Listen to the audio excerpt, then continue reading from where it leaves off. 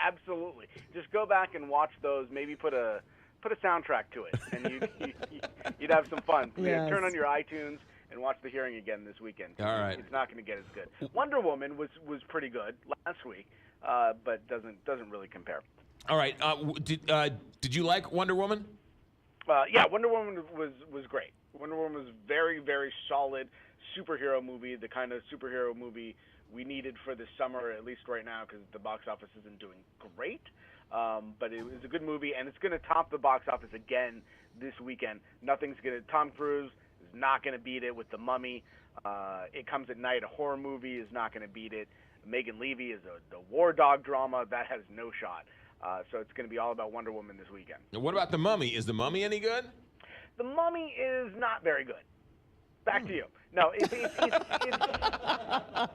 I liked it. I liked it more than I thought I would going into it. I had zero expectations because I just really don't care about a relaunch of the Mummy franchise. Right. It has no interest for me. But Tom Cruise, I mean, you watch him on screen and you can't help but like him. He's got that movie star thing, and that's why he's been so successful for so long. So he's good. There's some good chemistry there. Most of the dialogue is kind of cheesy, and the story, I just don't really care about the story. But the interesting thing about this movie is Universal hopes to launch a whole series of what they're calling the Dark Universe off of this franchise. So that means The Mummy, Frankenstein, Jekyll and Hyde, Dracula, all those classic monster movies are supposed to launch out of this one. This one has to do well, though, in order for that to happen.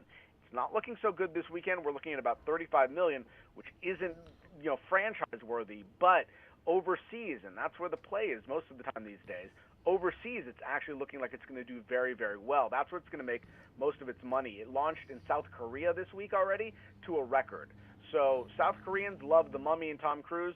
The U.S. probably not so much. Is there a way to apologize to the rest of the world for the garbage we send in terms of movies over there? I mean, we've been doing that for years with our food exports, right, and our movies. Yeah. But every once in a while we send a good one over there too. So fair enough. and these movies are inflicted on us. It's not like we're just sending them over there. At least true. they're inflicted on me. I have to watch them. I want to talk about Bill Maher real quick because it looks like he survived this controversy, but tonight, I guess his show on HBO is going to be must-watch TV. Yeah, he survived until tonight. We'll see what he says because he is going to address this N-word controversy from last week. He's going to have prominent black author and scholar Michael Eric Dyson on, who is a friend of Bill Maher's, who said basically no white person should ever use the N-word, but Bill Maher kind of gets a pass on this because he's done so much good for black people.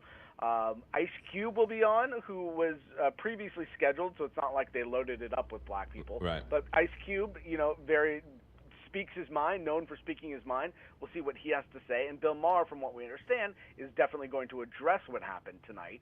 So we'll see.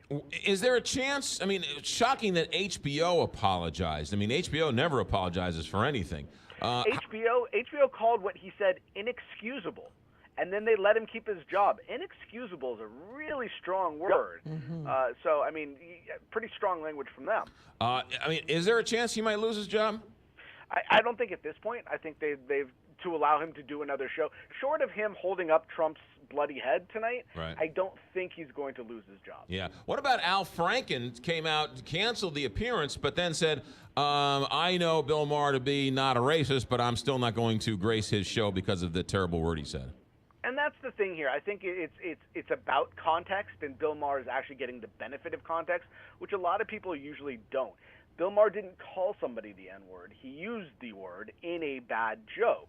And that's, I think, the context that people are excusing here. I mean, and that shows that he is maybe he's not a racist, maybe he's a bad comedian, but he's not a racist because he didn't use it to throw it at somebody. Yeah, I thought what Jerry Seinfeld said about Kathy Griffin was pretty interesting. He said it was a bad joke, and if you don't let comedians have bad jokes, how are they going to know what the good ones are? And that's very true, and especially when it comes to somebody like Bill Maher. Kathy Griffin, on the one hand, she knew what she was doing was going to be in the video that she put out to TMZ.